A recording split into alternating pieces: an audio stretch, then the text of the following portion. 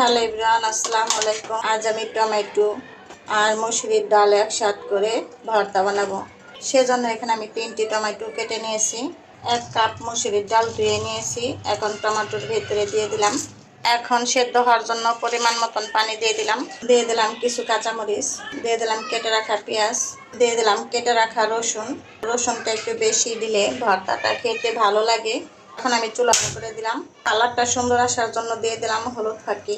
এখন আমি ঢাকনার সাহায্যে ঢেকে দিলাম সেদ্ধ হওয়ার জন্য। ঢাকনা সরিয়ে নিলাম, ডালগুলো একটু নাড়াচাড়া দিয়ে দিলাম, আবার ঢাকনার সাহায্যে ঢেকে দিলাম। ঢাকনা সরিয়ে নিলাম, ডালগুলো সেদ্ধ হয়ে গেছে, নাড়াচাড়া দিয়ে দিলাম। এইভাবে নাড়াচাড়া দিয়ে ডালগুলোকে ভেঙে দিতে হবে। দিয়ে দিলাম স্বাদ মতন লবণ দিয়ে নাড়াচাড়া দিয়ে দিলাম। ভর্তাগুলোকে এখন আমি বাগার দিয়ে নেব, সেজন্য অন্য একটা কড়াই বসিয়ে দিলাম চুলাতে, আর চুলা করে দিলাম। ভর্তাগুলো বাগার দেওয়ার জন্য পরিমাণ মতো সরিষার তেল দিয়ে দিলাম কিছু শুকনো মরিচ, দিয়ে দিলাম কেটে রাখা রসুন কুচি, দিয়ে দিলাম কেটে রাখা পেঁয়াজ কুচি। এখন আমি পেঁয়াজ মরিচ নাড়াচাড়া দিয়ে দিলাম। পেঁয়াজ আর রসুন এইভাবে যখন বাদামি কালার হয়ে আসবে, এখন আমি সেদ্ধ করা ডাল দিয়ে দিলাম। বাগারে ডালগুলো দিয়ে নাড়াচাড়া দিয়ে দিলাম। ডালগুলো দিয়ে অনবরত নেড়ে যেতে হবে, নাহলে নিচে লেগে যাবে।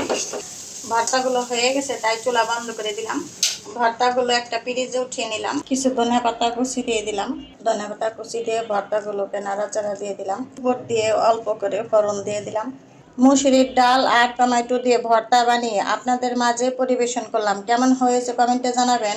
অবশ্যই গরম গরম ভাত বা খিচুড়ির সাথে পরিবেশন করবেন। ভিডিওটি ভালো লাগলে লাইক কমেন্ট শেয়ার করবেন, অন্যজনকে দেখার সুযোগ করে দিবেন।